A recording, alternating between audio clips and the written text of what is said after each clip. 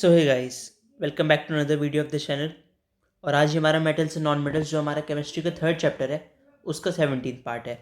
तो previous part में हमारा जो डबल बॉन्ड होता है यानी कोवेलेंट बॉन्ड्स का सेकंड टाइप वो हमारा कंप्लीट हो गया था। और आज हमें करना है कोवेलेंट बॉन्ड का third type, that is triple bond.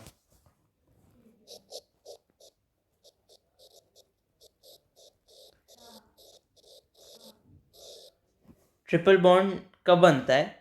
जब 3 पेयर्स ऑफ शेयर्ड इलेक्ट्रॉन होते हैं।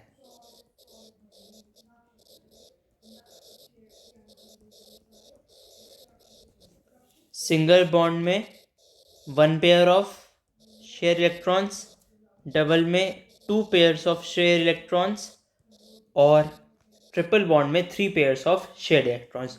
तो इसमें हमें 3 पेयर्स के बारे में पढ़ना है। 3 पेयर्स यानी कि 6 इलेक्ट्रॉन्स इसमें शेयर हुए हैं। ठीक है, तो 6 इलेक्ट्रॉन्स जब शेयर होंगे तो 1 पेयर, 2 पेयर, 3 पेयर, ये हमारा बन गया सिंगल, डबल और ट्रिपल। तो इसलिए ये होता है ट्रिपल बॉन्ड।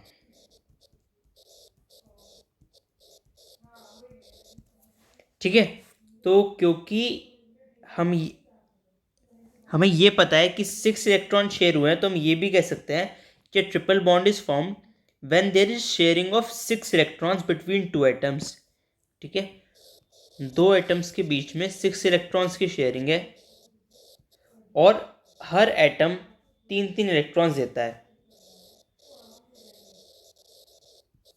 या कंट्रीब्यूट करता है शेयरिंग में।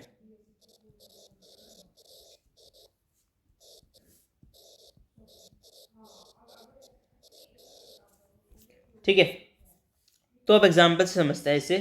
फर्स्ट चीज जो हमारे आती है that is the formation of nitrogen molecule. उसके हमें फॉर्मेशन से समझना है।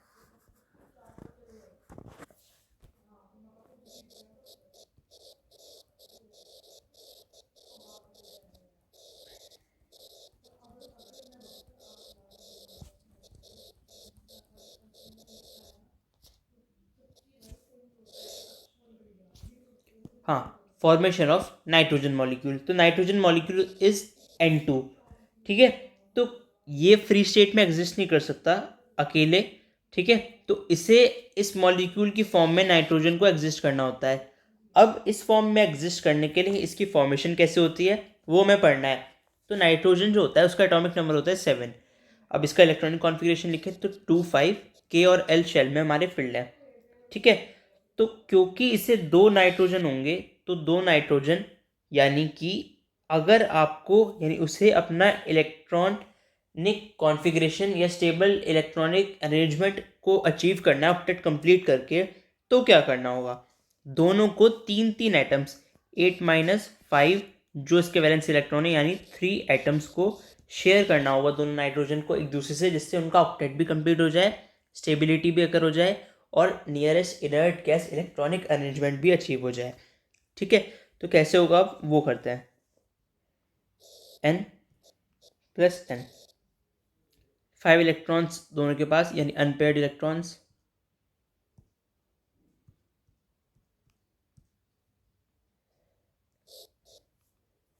तो क्या बन गया?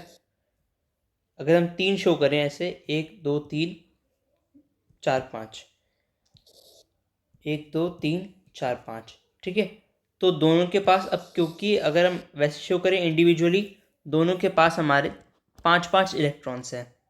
ठीक है, अब लेकिन यहाँ पे ये जो आपके बीच में इलेक्ट्रॉन्स हैं ये शेयर होंगे। ये इलेक्ट्रॉन्स आपके 6 9 जो हैं, तो 3 4 5 6 सॉरी, वो शेयर होंगे। और कैसे बनेंगे? अब ये एक बॉन्ड, इन दोनों का एक पेयर और इन दोनों का एक पेयर। तो कैसे क्या बन गया हमारा? N ट्रिपल बॉन्ड N, जिसमें आपका ये दोनों तो अनपेयर्ड इलेक्ट्रॉन्स रहे और ये नाइट्रोजन हमारा बन गया नाइट्रोजन मॉलिक्यूल N2। ठीक है,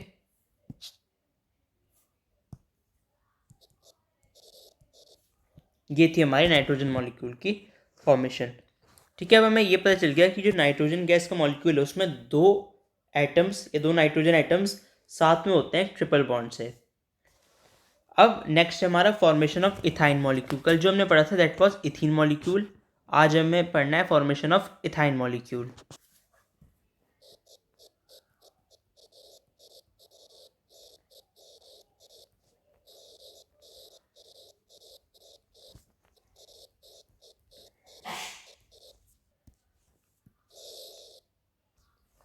हाँ जी, तो इथाइन क्या होता है हमारा? Ethyne is C2H2।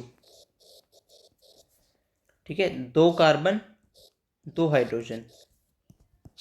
तो अब कैसे होती है इसकी फॉर्मेशन? तो सबसे पहले तो इथीन एक ऐसा कोवेलेंट कंपाउंड है जिसमें 2 कार्बन है 2 हाइड्रोजन है, ये तो हमें पता चल गया।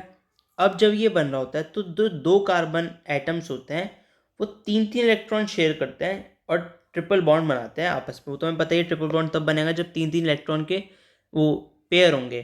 ठीक है, तो कैसे करते हैं? Carbon plus hydrogen. अब हमें दोनों दो दो लेने हैं। ये इसके पास एक इलेक्ट्रॉन और कार्बन के पास होते हैं 4 4। ठीक है, रिएक्टर की क्या बनेगा? एक H आ जाएगा एक कार्बन के साथ, एक H आ जाएगा एक कार्बन के साथ। H C C H, पहले आपने ऐसे लिख लिया। अब जो अनपेड इलेक्ट्रॉन्स है टोटल H के पास 2 हैं। ठीक है, एक H के पास एक है तो 2 H के पास 2, तो इसका आ गया एक, इसका आ गया एक। कार्बन के पास होते हैं 4, 1 2 3 4, 1 2 3 4। अब हम अगर देखें तो इसमें ये कार्बन के पास कितने इलेक्ट्रॉन हो गए?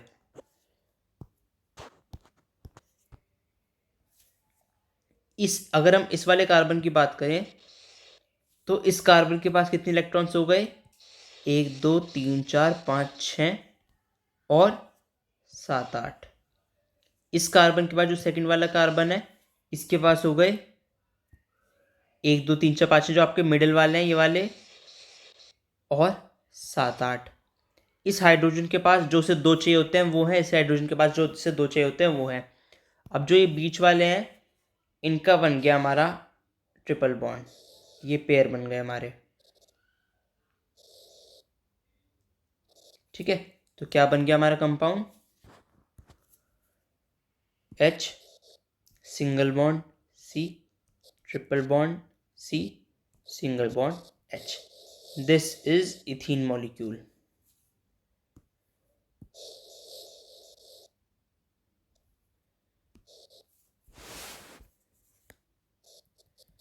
है ना, C2H2, sorry ethyne molecule.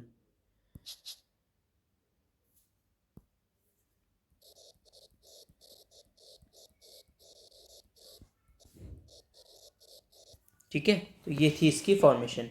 Next चीज जो हमारी आती है दैट इज कोवेलेंट कंपाउंड्स। ये तो भी हमने कैसे कैसे बॉन्ड्स पढ़े जो तीनों होते हैं, सिंगल डबल ट्रिपल। ट्रिपल इसी के साथ खत्म हो गया। अब हमें पढ़ना है what is covalent compounds.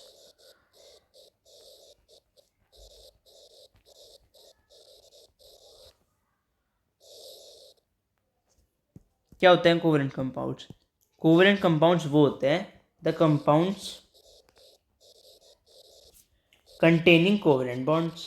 Simple सी बात है, जिन बॉन्ड कंपाउंड्स में कोवेलेंट बॉन्ड है वो कोवेलेंट कंपाउंड्स हैं।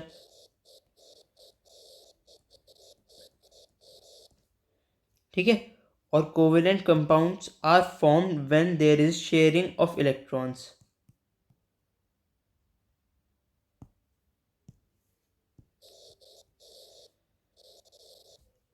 देयर इज, ये कैसे होता है वो हमने देख लिया।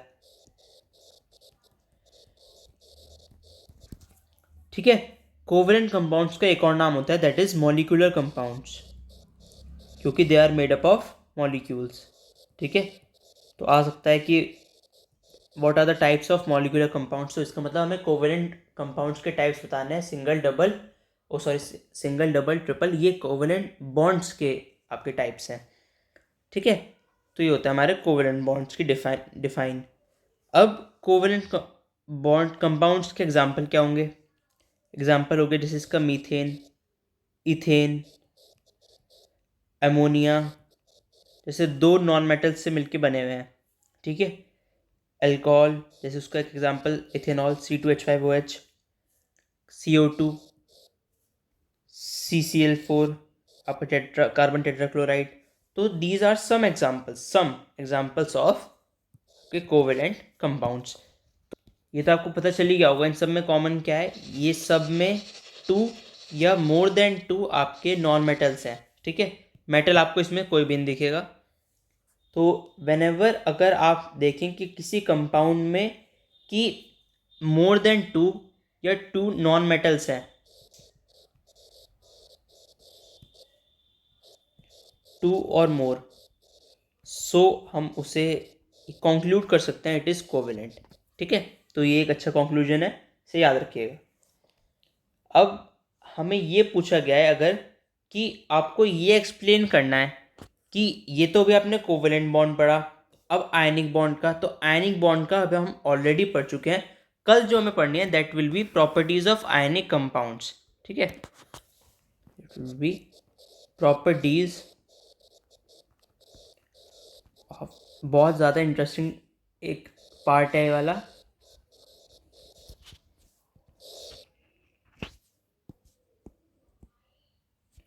थोड़ी टेढ़ी है लाइन पर कोई नहीं चलेगी, ठीक है। प्रॉपर्टीज़ ऑफ आयनिक कंपाउंड्स, इसमें क्या पढ़ना है हमें, इसमें 3-4-5 प्रॉपर्टीज़ होंगी इसकी, और कुछ के एक्सपेरिमेंटल डिमॉन्स्ट्रेशंस भी होंगे। एक्सपेरिमेंटल डिमॉन्स्ट्रेशंस की कैसे ये प्रूव होती हैं एक्सपेरिमेंटली,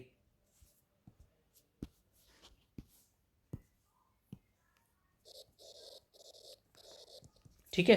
तो ये वाला तो अब क्योंकि पूरा एक अलग टॉपिक है तो वो तो हम अभी नेक्स्ट वीडियो में शुरू करेंगे। सो फिलहाल आज के लिए इस वीडियो में इतना ही। हमारा टाइप्स ऑफ कोवेलेंट बॉन्ड्स और कोवेलेंट कंपाउंड्स खत्म हो गए हैं।